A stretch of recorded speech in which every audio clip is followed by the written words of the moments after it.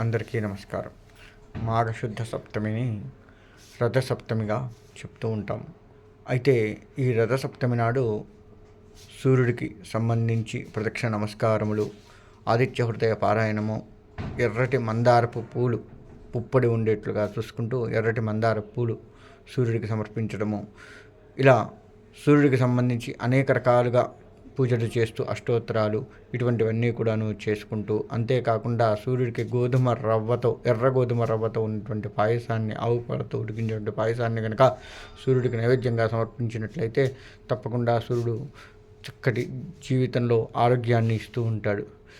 ఆరోగ్యం భాస్కరాదిచ్చేత్ అని వేద ప్రమాణం చెబుతూ ఉంది. అంటే ఆరోగ్యాన్ని ఇచ్చేటువంటి వాడు సూర్యుడు. కాబట్టి ఆ విధంగా సూర్యుడికి కావలసినవన్నీ కూడాను ఈ విధంగా ప్రదక్షిణ నమస్కారాలతో సహా అన్నీ కూడాను చేస్తూ ఆ సూర్యుడి యొక్క సంపూర్ణ అనుగ్రహం పొంది దీర్ఘాయుష్వంతులుగా ఉండాలని కోరుకుంటూ సెలవు తీసుకుంటున్నాను.